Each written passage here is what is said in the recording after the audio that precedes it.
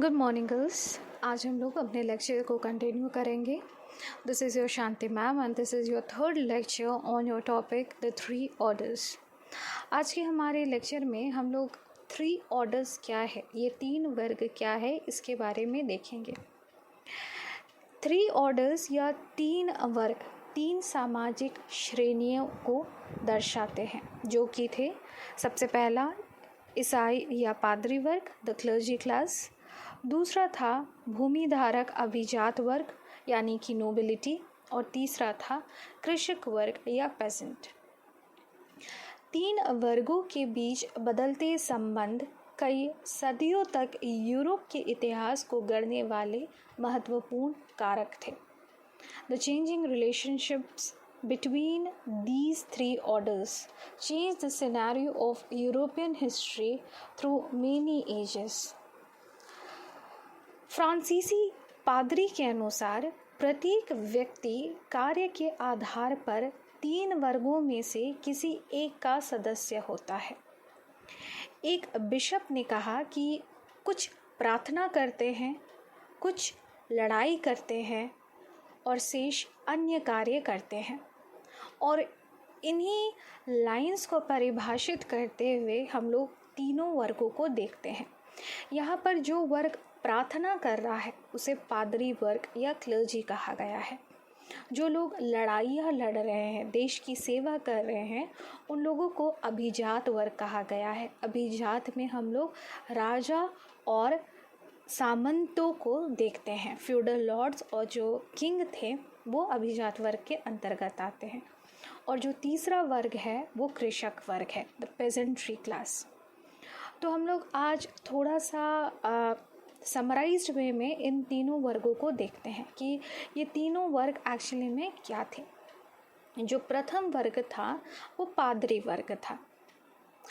प्रथम वर्ग यानी कि पादरी वर्ग, पादरी एवं बिशप प्रथम वर्ग में आते थे। ये यूरोप में ईसाई समाज का मार्गदर्शन करते थे। गांव में चर्च होते थे जहां प्रत्येक रविवार को लोग धर्मोपदेश सुनने एवं सामूहिक प्रार्थना करने एकत्रित होते थे। कृषिदास, शारीरिक विकलांग एवं स्त्रियां पादरी नहीं बन सकती थी। जो दूसरा वर्ग था वो अभिजात वर्ग था। अभिजात वर्ग में सामंत आते थे। अपनी भूमि एवं संपदा पर उनका स्थायी नियंत्रण था। उनकी सेना सामंती सेना कहलाती थी। उनका घर मैनर कहलाता था। लॉर्ड भी अभिजात वर्ग में आते थे। लॉर्ड अनेक गांव के मालिक थे। जो तीसरा वर्ग था वो किसान वर्ग था, यानी कि पेजेंट्री क्लास। ये एक विशाल समूह था जो ऊपरी दोनों वर्गों का भरण पोषण करता था। किसानों से कृषि के अतिरिक्त श्रम कार्य की भी अपेक्षा की जाती थी। किसान लॉर्ड के स्वामित्व की भूमि जोतते थे। कृषक किससे विवाह करेगा ये लॉर्ड तय करता था। कभी कभी किसान की पसंद को भी लॉर्ड आशीर्वाद दे देता था। We can see that the Western European society was divided into 3 orders between the 9th and the 16th century. The 3 orders of the Western society included: number 1, the clergy; number 2, the nobility; and number 3, the peasantry. The clergy enjoyed special status. They were exempted from paying taxes. The clergy or the religious class was one of the most important order. There are a few reasons why the clergy was considered to be the most important in medieval European social order. Number 1 was that the clergy enjoyed special status. Number 2 was that the clergy had complete control over the social orders of the society. And number 3 was nobody could disobey their orders. Now, the clergy also had some of their own importance. Few section of the society couldn't become a member of clergy. Like the women's were not allowed to become a part of the clergy clan. The physically handicapped people were not allowed in the clergy section and all. The second order was the nobility. The nobility also enjoyed a respectable position in the society. People belonging to the nobility were appointed on higher posts in administration, army, and the church. They were also exempted from paying certain taxes. And the third order was that of the peasantry. The peasantry had to pay heavy taxes and had to work very hard to meet their both ends. The peasantry was divided into two parts, the free peasants and the serfs.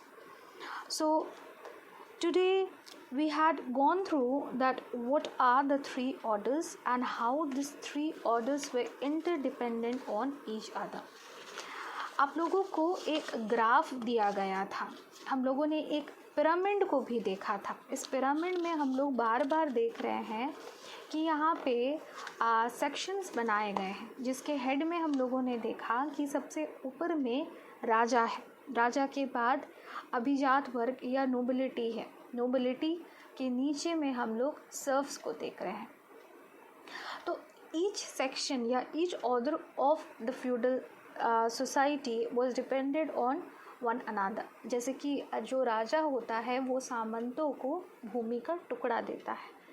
सामंत उसी भूमि के टुकड़े पर nights को रखते थे. Night warrior class को कहा गया है. इसके बारे में हम लोग सेकेंड ऑर्डर में अच्छे से देखेंगे.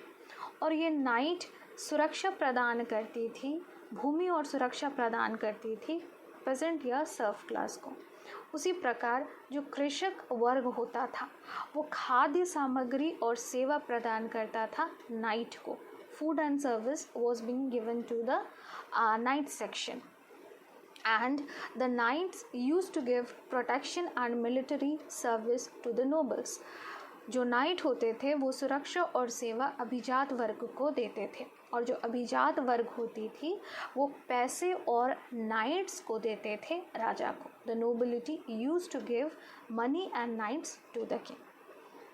सो इस पिरामिड को अपनी कॉपीज़ में आप लोग अच्छे से बना लोगे और इसको अच्छे से समझोगे. ठीक है. So that's all for today's lecture. अगर कोई भी दिक्कत हो रहा है तो please ask me. Thank you.